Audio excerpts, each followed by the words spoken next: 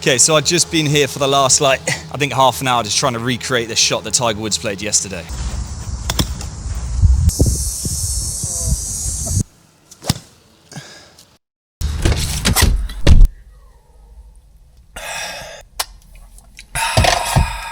I've literally had this hoodie on for 10 minutes. It's come out the wash. It's dried upstairs away from Renly.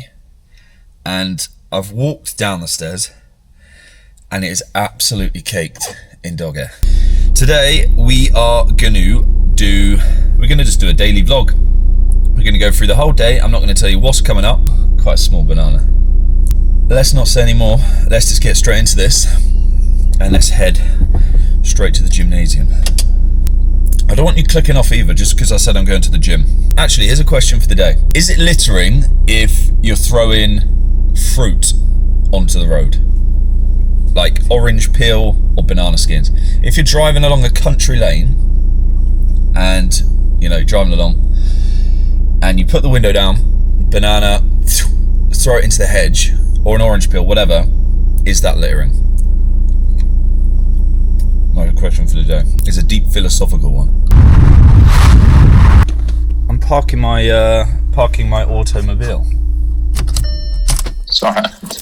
I'm at the gymnasium. You became non-vocal as soon as you... I was concentrating on not smashing into whatever's behind me as some absolute idiot has parked. My name is James Wiltshire and parking is my name. I don't know if I've got time for snooker today, mate, to be fair. I've got an extremely busy day.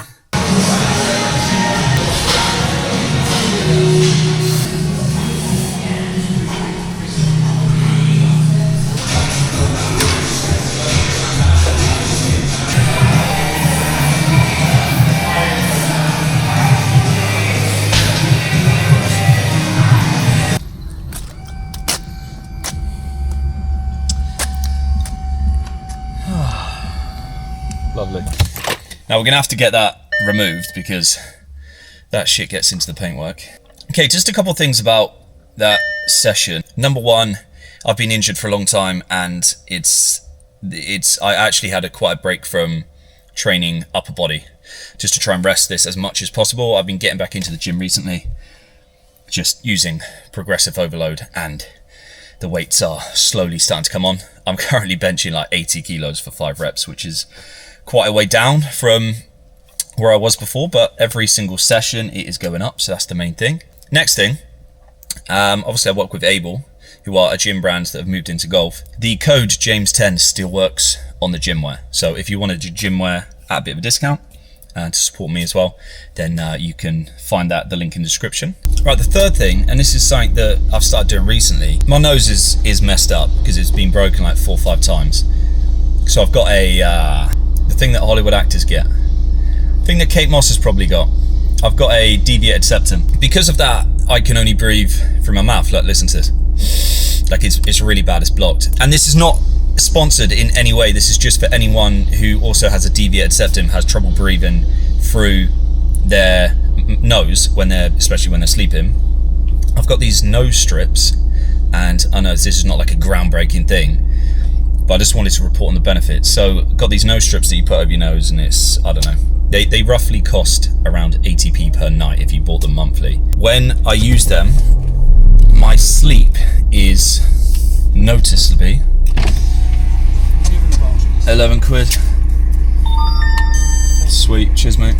My sleep is noticeably better. I feel way better in the morning. Like, I don't have a dry mouth, which is another benefit, but I'm not even going to attempt to go into like the scientific details, but it's way better for you. And if anyone is in that situation, I just highly recommend that you give it a go.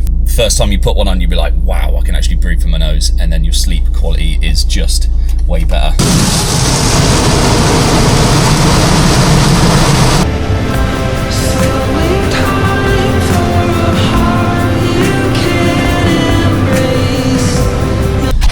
I know there's also going to be quite a few people going, nah, don't go into those car washes, they'll ruin your paintwork. Seagulls ain't got nothing on those bloody things that hammer your car. That may be the case, I don't know. I usually go to one of those ones that you can pay and do it yourself. You like put in money and you like get the foam thing. It's got the rinser, it's got wax, it's got everything. Like I usually do that, but this is just it's just been being lazy basically. Woo! Oh, we're having so much fun on this roller. Oh, it's a car actually.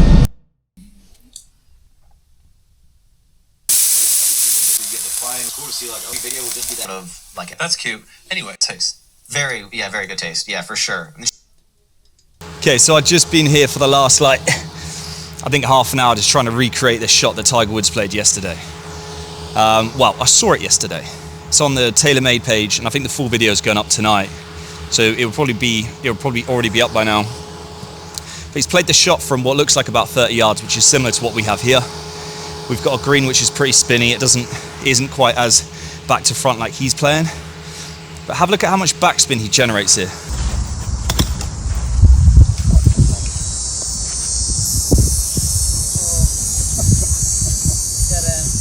How mental is that?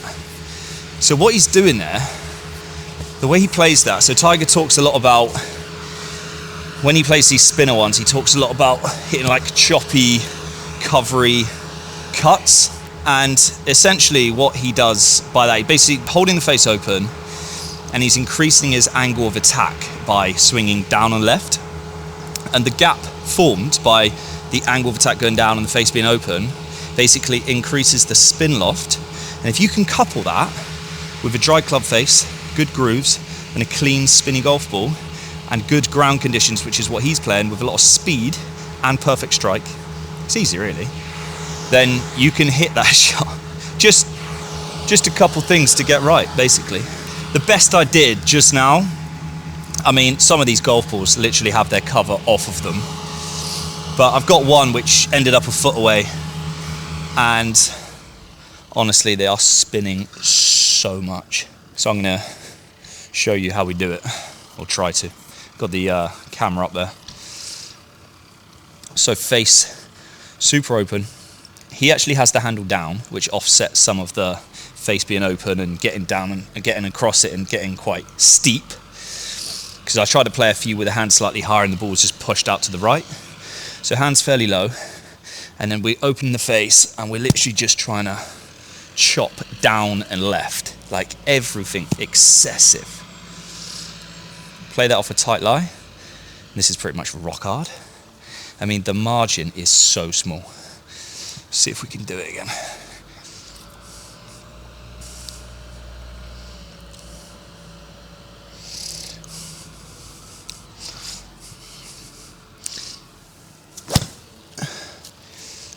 Could go in. That's pretty good. That's pretty good. The thing about this green is they're really quick, but they're not, you know, it needs that first really soft bounce. Whereas on here, because it's artificial, the first bounce almost deadens it and takes the spin off. So that essentially is the shot that he's playing. Just not quite, I mean, out in South Africa playing on out of Kikuyu onto those soft spinny greens, I think it would be insane.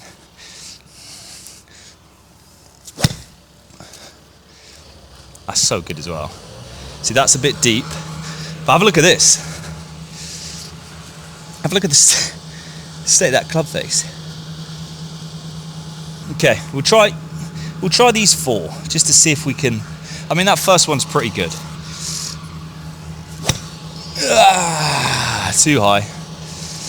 So that's when you catch it just probably about 2 mil away from the sweet spot, and it pops, and there's not enough friction for it to grab. It needs to grab somewhere near the bottom of the club face whilst hitting probably like, I don't know, like 15 to 20 down. It's so excessive. Nope. So hard. And obviously I'm cleaning the grooves every single time, because without dry grooves and a dry golf ball, there's going to be no friction really. So it's pretty good. It's landed like just 2 yards long. Okay, last one. Let's try and aim a bit left.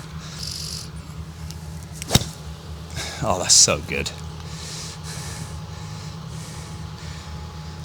Yeah. Go in. Not easy, that. There's going to be a few people saying, look, you're wasting your time, mate.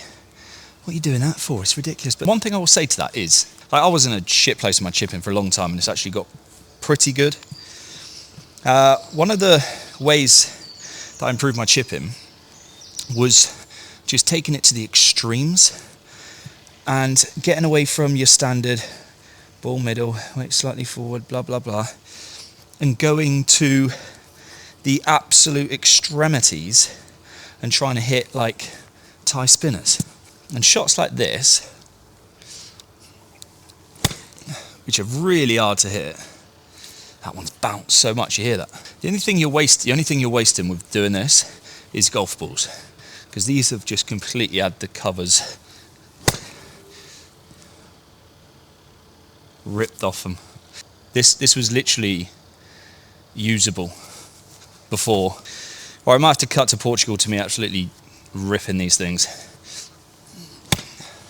Yeah, it just bounces. I cut to Portugal where I'm nipping some low spinny Thai spinnery nippers.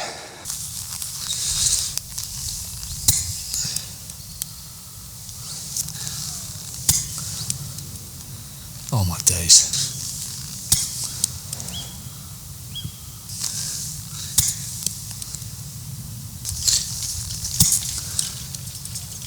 That's pure. So yeah, the moral of the story is, if you want to improve your chipping, just play around with the extremities. Like, try and play some from way up in your stance with the handle low. Try and play some from all the way back outside your foot, trying to hit Thai spinners. You get an awareness of where the club head is, trying to find strike in these weird locations. And then when you actually take it back, it's almost like you're improving your hand-eye with this wedge that you're holding.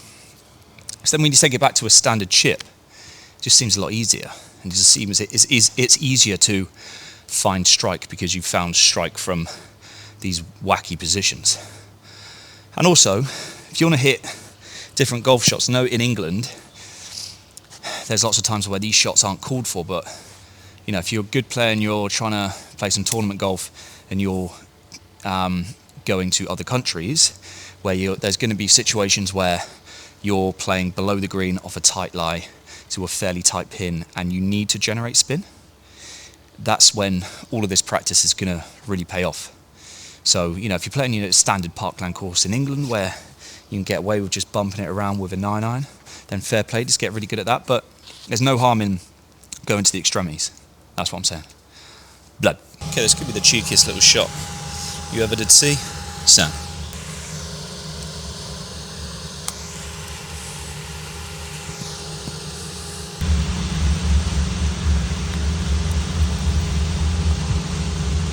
Thank God it's Friday.